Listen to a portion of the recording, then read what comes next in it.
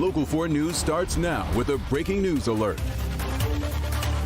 Breaking news first at 4. New charges for 3 of the men accused of plotting to kidnap Governor Whitmer. According to a federal indictment, Adam Fox, Barry Croft Jr., and Daniel Harris planned to blow up a bridge to hinder the governor's security detail and any responding police officers. 2 of the men are also accused of having weapons that were not registered. A federal grand jury indicted all 3 men on a charge of conspiracy to use a weapon of mass destruction. Croft and Harris are also facing federal gun charges. The 3 men could face life in prison for the weapon of mass destruction charge, a sentence they already face for other charges in that kidnapping plot. We're going to take a closer look at the charges, and we're also efforting reaction as our coverage continues tonight at 5. Now, with just 30% of Detroiters vaccinated, the city of Detroit is giving out gift cards to get more shots into arms. The city is now extending the Good Neighbor program. It will give out $50 debit cards to anyone who helps a Detroiter get a vaccine appointment and brings them in for that vaccine. You must be registered with the Good Neighbor program, and the information to do that is on clickondetroit.com. You can bring up to 3 people at a time and will get another gift card if you bring them back for their second dose. You can bring any Detroit resident for their first dose. If you're a good neighbor, you don't have to be from Detroit. You can be from anywhere. But we're paying you to bring Detroiters. And so every Detroiter that you schedule and come in for their first dose, you'll get paid for. Mayor Duggan also says the city will resume offering shots of the Johnson & Johnson vaccine tomorrow for Detroiters who want it. Today, the state is reporting more than 4,300 new cases of the virus. That's up about 700 from yesterday. We've also seen an additional 38 deaths. A judge has slapped down a request for an injunction from the group Let Them Play Michigan. It was trying to stop those COVID testings of student athletes and other rules. The judge ruled against them, saying state law plainly gives the health director the authority to issue emergency orders during a pandemic.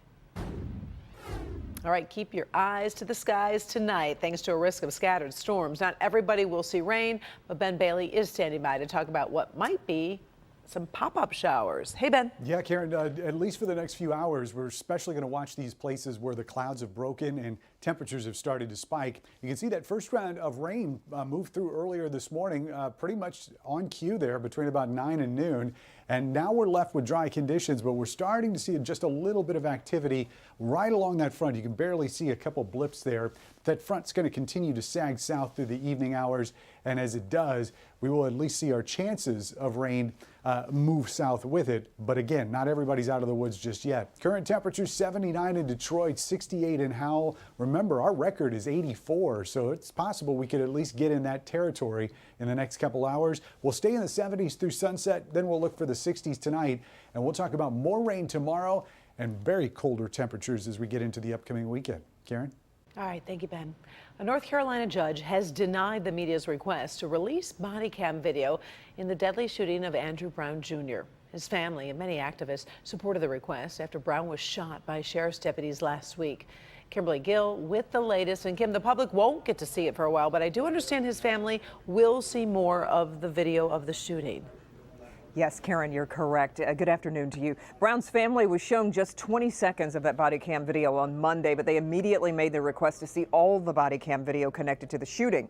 Today, we are seeing some new surveillance video of deputies arriving at Brown's home. That video shows sheriff's deputies moving in on Brown to serve an arrest warrant for allegedly selling illegal drugs. It does not show the actual shooting. Today, Judge Jeffrey Foster ruled members of the Brown family can view the 4 body camera videos and 1 dash cam video within 10 days. He ordered the sheriff to blur faces or name tags of deputies involved before showing video to Brown's family. Public release of that video will be withheld for no less than 30 days and no more than 45 days. Judge Foster says turning over the videos to the media could affect a potential trial. Confidentiality is necessary at this point to protect an active internal and criminal investigation or potential internal and criminal investigation. The court therefore finds that that good cause does not exist for granting the petition of the media petitioners, and therefore that petition is respectfully denied by the court. Now, we'd like to point out that in many states, law enforcement footage, such as video shot from the dash cam of police cars or officers' body cameras, is considered a public record. That is not the case in North Carolina, which requires a judge's order to allow such footage to be released. Karen, we'll send it back to you. All right. Thank you, Kim. NBC News confirms federal agents have raided the home and office of former New York Mayor Rudy Giuliani. They reportedly seized computers and cell phones in a major escalation of a Justice Department investigation. Now, in recent years, Giuliani served as former President Trump's attorney and faced questions about his dealings with Ukraine. The search warrants signal prosecutors believe they have probable cause. Giuliani committed a crime, but they don't guarantee charges will come. His attorney told the Wall Street Journal he considers the raids, quote, legal thuggery. President Joe Biden is marking his first 100 days in office with his first joint address to Congress, and that happens in just a few hours.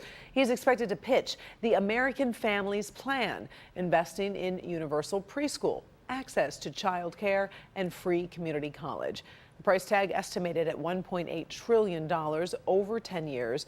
The president is looking for tax increases on wealthy Americans to help pay for the programs. He will also give another push for his $2.3 trillion infrastructure plan. Michigan Senator Gary Peters says it's all part of a new approach to government. We're also looking at a broader definition of infrastructure, not just roads and bridges and electricity, but also the human infrastructure to make sure that things such as childcare is available for families. Following the president's speech, Senator Tim Scott of South Carolina delivers the Republican response. He's the only black Republican in the Senate. Scott also leads the party's negotiating team on police reforms, which are also expected to be part of the presidential address. We'll be teaming up with NBC tonight to bring you live coverage of the president's speech. You can see it here on Local 4. We'll also stream it on clickondetroit.com. Coverage kicks off tonight at 9. Well, you are looking at a reboot and a rebirth after a tough 385 days known as the COVID pandemic. When an iconic Detroit brand shut its doors in January, it had no idea there was a new life waiting on the other side of 8 Mile. Paula Tutman talks about two brands reimagining themselves with, of all things, healthy donuts. And then once the milk is in, a word about Rising Stars Academy in Centerline. good together. It is a place where young people get to live out their dreams by shooting for the moon. We're using all of it. Oh, dang. Disabled adults taught that disabilities can really just be differences. Dilla Delights Donuts is a Detroit favorite and homespun love story in donut dough. From the loss of the late and iconic Detroit-born rapper Jay Dilla, his Uncle Herm turned a favorite confection into a way to spread sweetness and yum with something tangible. And when Rising Stars Academy and Dilla Delights Donuts decided to partner, only something wonderful could come of it. So we just fold it until we can get it where it's smooth on the bottom and smooth on the top. Uncle Herm teaches Rising Stars students the art and craft of donut making, and he can relate to their struggles. After years of business, Dilla's Delights closed its doors when the pandemic shut down the world last March and decided to keep them permanently closed in January. Detroit's a brutal town for donuts and progressive donuts and a healthier type donut. You want a beautiful, nice looking product. More professional. That's right. We use 100% organic flour. We fry in rice bran oil. And we try to use the healthiest ingredients possible. The end story is the magic is us teaching our kids crafts that we've learned, the business side and how to market that. But for these kids is that they may have an opportunity if we expand the business and build the business that these students can get employed working with us in Dilla's. So this is week 1 of the Dilla's reboot, and it's been a little bit of a shocker for the students. It looks pretty interesting and learning a lot of things and stuff, and I like that machine in there, and because when I first saw that I was like, what the heck is this thing? Yet this week, the start of a new sensation. Success is not necessarily accolades and monetary things. Can't wait to tell my mom about this. Now I might make donuts at my house, probably, rather than going to the store. Yeah, that story makes me smile from beginning to end. All right, I got to show you this because my partner Justin DePreckle actually scored the very first dozen.